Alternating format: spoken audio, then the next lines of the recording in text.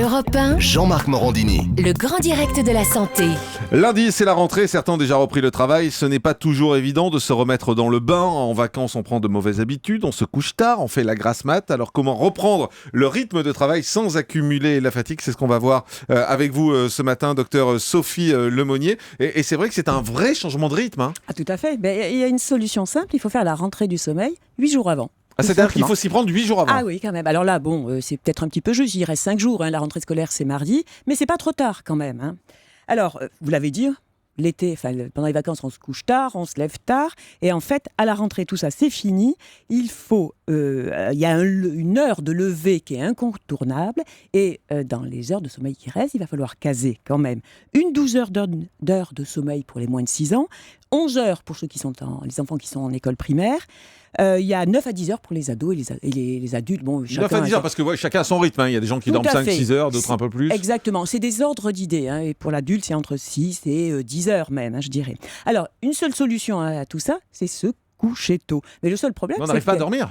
Justement, le seul problème, c'est que le sommeil, il vient pas sur commande comme ça. Et pourquoi ? Parce qu'il y a une des hormones qui stimule, qui induit le sommeil, qui s'appelle la mélatonine, qui elle aussi est encore en vacances et qui ne commence à être sécrétée que très tard. Donc, le principe, c'est de remettre à l'heure ces horloges biologiques.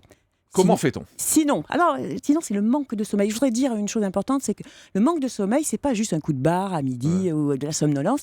C'est que pour les enfants, il y a beaucoup moins de performances scolaires. Ils sont moins bons à l'école. Et chez les ados, risque de diabète, risque d'obésité, et même, on va toujours très loin un peu les médecins, c'est risque d'addiction à cannabis et autres, hein, je passe. Et quand on dort pas assez, c'est vrai, on bafouille même nous à la radio, hein, Julie, on se trompe d'heure. On dit 8h43 alors que c'est 8h44 par exemple, c'est terrible. Essentiel. Alors que faire ? Que faire, je vous l'ai dit, il faut s'y prendre donc 8 jours à l'avance et il faut se recadrer. Se recadrer, on va partir par le réveil. Il faut se réveiller à l'heure. Alors progressivement, ça en 8 jours, en 5 jours, on le fait, on décale un peu avec on les avance enfants. D'une demi-heure et d'une heure au fur et à mesure. Exactement. Mais juste un mot, vous avez parlé de mélatonine tout à l'heure. Moi, quand je pars en vacances, quand j'ai mes décalages horaires, je prends de la mélatonine pour m'aider à dormir et pour m'aider à me recaler. C'est bien ça ou pas de prendre de la mélatonine ? Oui. Alors, je sais pas si ça s'achète aux États-Unis. Ça s'achète aux États-Unis et en France. Vous en France, on peut en aussi trouver en France, oui. D'accord. Alors, en vente libre en France ? En vente libre, absolument. Ce n'est pas un vrai médicament. Il n'a pas une autorisation vraiment de mise sur le marché stricte comme les autres médicaments. Il y a un danger ou pas à prendre ça ? Non, danger, non, exactement. Dis Marcel Lichou. Et ça marche. Alors, je sais que vous allez, on sait tout sur vous, Jean-Marc. Je sais que vous allez plutôt vers l'ouest, vous. Exactement. Et ça marche mieux vers l'est. C'est quand on va vers l'est. Ça sert à quoi ? Ça sert à justement cette fameuse mélatonine naturelle qu'on a, à la recadrer, à la faire sécréter. Mais c'est une question de dose. D'accord. Anne Le Gall. On dit aussi qu'il faut couper les écrans entre 1 heure et une demi-heure avant le coucher. C'est vrai ça ? Avant. Pour les petits, c'est-à-dire la télé, les ordinateurs, les tablettes, les téléphones. Oui. Ouais. Et chez les enfants sont beaucoup plus sensibles que nous à la lumière que diffusent ces écrans. Et on dit 18 heures pour eux. Blackout. À 18 heures. 18 heures. 18 heures. Et pour les ados, c'est un peu plus tard. Ils sont très différents, les ados. Les ados, vous savez qu'ils ont 2 heures de décalage. C'est biologique, c'est en eux. Ils s'endorment 2 heures plus tard que la moyenne des gens. C'est comme ça. Parce qu'on est ado. Parce qu'on est ado. Et ça, tous les spécialistes du sommeil le reconnaissent. Docteur Marcel Lichou. Oui, ce que je voudrais dire pour aller dans ce sens-là aussi, c'est que le sommeil, c'est quelque chose de très important. On a l'impression que c'est une perte de temps. Mais en fait, pendant le sommeil, biologiquement et physiologiquement, il se passe plein de choses. Et notamment au niveau des connaissances, au niveau de la mémoire. On sait tous que quand on dort mal, on a moins de mémoire, on réfléchit moins vite. Se tromper d'une minute, c'est pas très grave. Mais il y a des erreurs plus importantes. Mais ça veut dire quoi ? Ça régénère un peu le cerveau, c'est ça ? Exactement. Il y a des processus biologiques et physiologiques qui se font uniquement pendant le sommeil. Et des sécrétions hormonales, on le sait pour la mélatonine, pour la DHEA, enfin pour plein de choses. Pour le cortisol, vous savez. Est-ce que ça veut dire que si on dort que 5 ou 6 heures alors que d'autres personnes dorment 8 ou 9 heures, est-ce que ça veut dire dans ces cas-là que le cerveau se régénère moins ?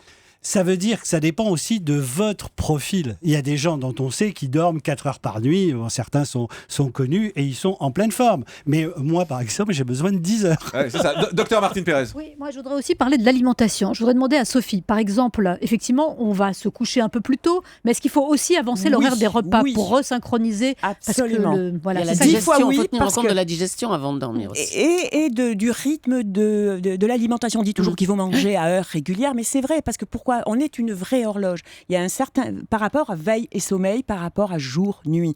On a des horloges qui déclenchent la sécrétion de certaines hormones pour manger, de certaines hormones pour dormir, pour la température. Vous savez, quand on dort, ce qui facilite l'endormissement aussi, c'est la baisse de température. Mais ça sort pas comme ça, just like that. Il y a une hormone qui fait baisser, il y a le cortisol qui baisse, il y a une hormone qui fait baisser la température. Oui, c'est la chronobiologie. Alors, en fait, c'est une science très exacte qui est la chronobiologie. Et vous parlez de la température, il vaut mieux dormir dans un endroit frais ou dans un endroit chaud? Frais. Alors là, définitivement, il vaut mieux mettre une belle couette qui vous réchauffe, mais il faut que la pièce, elle soit à 18 degrés. Alors si on rentre dans le... Alors, je ne suis pas Isabelle Quenin, je ne vais pas faire la conso, mais entre le matelas, la couleur... D'accord, donc il faut que la pièce soit fraîche et on se met au chaud. Exactement. Et la température, quand même, puisqu'on inhale du frais, la température baisse de toute façon. Mais il faut vraiment que la température soit basse.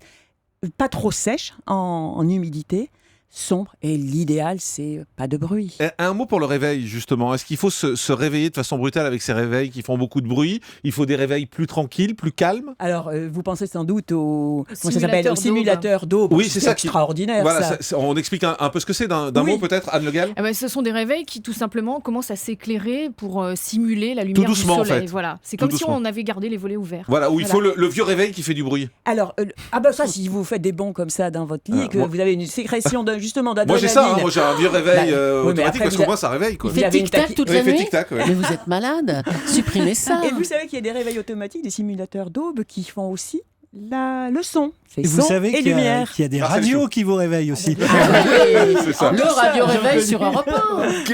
Qu'est-ce qu'on choisit au fond? Ce que vous aimez, ce qui vous plaît, il n'y a pas de règle. Non, vous, votre crin-crin avec des pièces sans doute dans l'assiette, et nous, le simulateur d'aube en musique douce. Mais il n'y a pas une bonne méthode en tout cas. Non, c'est très personnel. Les histoires de sommeil en horaire, en temps, etc., c'est perso. Alors on va prendre au standard d'Europe 1 3921 Cécile. Bonjour Cécile. Bonjour. Et bienvenue sur Europe 1, vous nous appelez de Sèvres et vous avez 3 filles, c'est ça? 8, 11 et 14 ans. Exactement, 3 filles. Oui, et vous avez une question autour du sommeil? C'est vrai que je connais toutes les règles. Je dirais que là, votre journaliste médecin a expliqué à l'antenne qu'il faut se recaler et tout ça, mais je trouve que passer de la théorie à la pratique, c'est pas simple parce que voilà, moi les filles, je les ai pas vues pendant un certain moment, elles étaient en vacances loin de moi, elles reviennent, donc j'ai envie de profiter d'elles quand je rentre du travail, alors qu'il faudrait aller très vite les coucher, quoi, globalement. Oui. Donc en plus, il y a des écarts entre l'ado de 14 ans et celle de 8 ans, par définition, il y a des gros écarts. Donc moi, j'ai du mal. C'est vrai que le soir, j'ai tendance à pas encore les coucher suffisamment tôt. Vous les couchez à quelle heure? Je les couche. Là, j'ai réussi. Je vais te dire, hier soir, la petite dernière, j'ai réussi à la coucher à 10h moins le quart. Voilà, c'était déjà pas mal, quoi. Ah oui. 21h45. Ouais, voilà, c'est ça. C'est un peu tard quand même, non, docteur? Et le réveil? Le réveil, elle se réveille naturellement assez tôt, donc j'ai pas trop de mal. Mais du coup, elle est fatiguée un peu dans la journée. C'est sûr qu'elle fait plus de sieste à 8 ans, mais je sais qu'elle est un peu fatiguée, quoi. Que c'est trop long, quoi. Docteur Martine Pérez. Oui, non, je pense qu'il faut pas que ça soit une bagarre aussi de coucher les enfants, parce que d'abord, ça crée un stress pour les parents, ça crée un stress pour les enfants, et ils arrivent même plus à dormir. Donc il faut les conduire à cela sans pour autant que ce soit des tornades à domicile entre les parents, entre les enfants, pour au final arriver à un résultat inverse. Et puis c'est vrai, je suis parfaitement d'accord avec Sophie, mais c'est vrai que de toute façon, la resynchronisation se fera spontanément dès la reprise de l'école. Alors, il y aura peut-être des pots cassés le premier ou deuxième jour, mais après... Sabrina Philippe? Oui, justement, je voulais insister aussi sur le fait que qu'est-ce qu'on fait pour les enfants? En général, on leur raconte des histoires lorsqu'ils sont petits. Pourquoi? Parce qu'en fait, on les incite à faire de la visualisation positive. C'est-à-dire qu'on leur raconte souvent une histoire qui finit bien, une jolie histoire. On leur raconte pas d'histoire de monstre le soir avant d'aller se coucher. Ouais. Et nous aussi, il faut qu'on apprenne, nous en tant qu'adultes, on peut apprendre à faire de la visualisation positive lorsqu'on est dans son lit. De la visualisation positive, voilà. Expliquez-moi, qu'est-ce que c'est que ce truc-là? Tout simplement, vous pensez à quelque chose d'agréable et vous déroulez de façon agréable, soit quelque chose qui s'est passé dans votre journée, soit quelque chose qui vous fait plaisir, un film que vous avez vu, que vous avez aimé, et ça va vous inciter à vous endormir tout doucement. En faisant de beaux rêves. Exactement.